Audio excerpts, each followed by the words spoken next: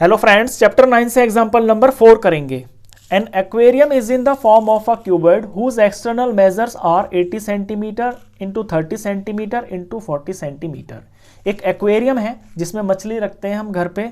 वो एक क्यूबॉइड की शेप का है और उसकी बाहर की डायमेंशंस ये दे रखी हैं, यानी जो 80 है ये लेंथ है और जो 30 सेंटीमीटर है ये ब्रेड्थ है और जो हाइट है इसके अंदर वो 40 सेंटीमीटर है। एक्वेरियम का मॉडल देख लीजिए, जैसे कि इस तरह का वो एक्वेरियम है।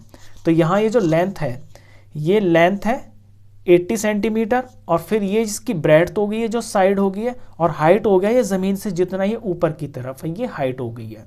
आगे क्वेश्चन देखिए। The base side faces and back face are to be covered with a coloured paper. अब इस एक्वेरियम को कलर पेपर से ढकना है। कहाँ कहाँ पे लगेगा कलर पेपर? द बेस, पहले बेस समझ लीजिए। ये एक्वेरियम का मॉडल देख रहे हैं आप, तो ऊपर से तो मछलियाँ डालते हैं तो यहाँ से तो ये ओपन रहता है, तो नीचे ज़मीन की तरफ ये इसका बेस हो गया। इसके ऊपर कलर पेपर लगाना है। फिर साइड फेसेस, जब ऐसे एक्वेरियम रखा हुआ है तो इसकी ये दो साइड्स हो गई हैं, एक तो ये साइड हो गई है और एक ये साइड हो गई है, यहाँ पे कलर पेपर लगाना है। एंड बैक फेस, और बैक फेस ये हो गया है पीछे वाला, ये जो बैक है यहाँ पे कलर पेपर लगाना है क्योंकि सामने लगेगा शीशा, तो बस इतनी ही जगह पे कलर पेपर लगाना है। Find the area of the paper needed, तो कितना पेपर चाहिए उसको आपको फाइंड करना है। चलिए पेपर का हम एरिया निकालते हैं। सबसे पहले हम लगाते हैं ये जो बेस है ना इसका, इस बेस के ऊपर कितना पेपर लगेगा। तो बेस का जब एरिया निकालेंगे तो बेस तो रेक्टेंगल की शेप का हो गया है, तो ये लेंथ हो गई है और ये ब्रेड्थ हो गई है। तो एरिया ऑफ बेस, बेस है रेक्टेंगल की शेप का तो लेंथ इनटू में ब्रेड्थ। लेंथ यहाँ पर 80 सेंटीमीटर है और ब्रेड्थ है यहाँ पर 30 सेंटीमीटर। इनका मल्टीप्लाई करेंगे, 8 3 ज़ा 24 और ये दो जीरो लग जाएंगे और सेंटीमीटर का स्क्वायर। एक का मैंने निकाल दिया बेस का।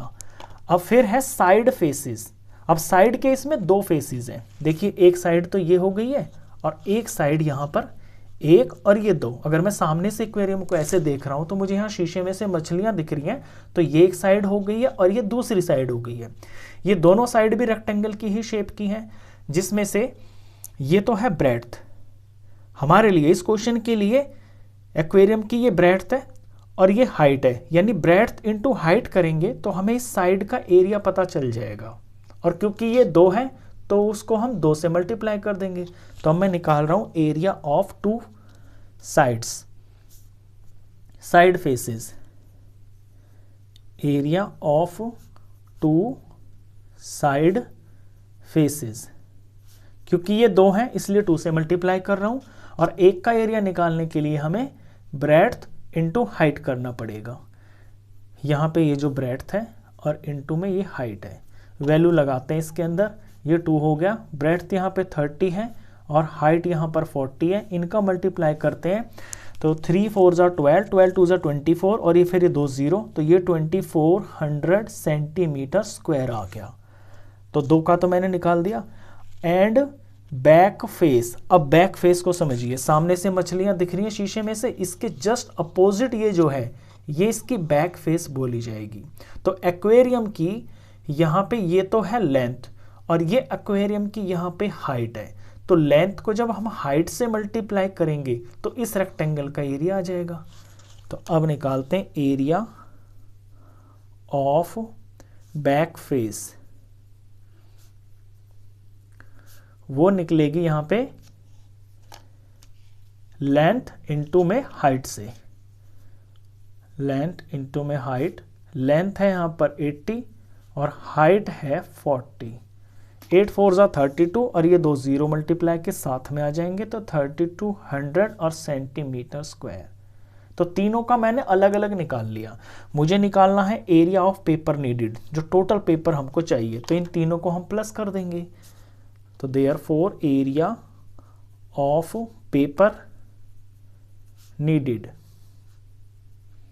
इसमें हम इन तीनों को प्लस कर देंगे। ये हो गया 2400, फिर नेक्स्ट है 2400 और फिर है 3200 ब्रैकेट के अंदर डाल के लास्ट में एक ही बार सेंटीमीटर स्क्वायर लगा देंगे। इन सब का प्लस करेंगे तो ये 8000 हो गया और ये सेंटीमीटर स्क्वायर, यानी 8000 सेंटीमीटर कलर पेपर हमको चाहिए इस एक्वेरियम के नीचे लगाने के लिए, इसकी दोनों साइड में लगाने के लिए और इसका जो बैक है इसमें लगाने के लिए। ये इसका आंसर। क्वेश्चन खत्म।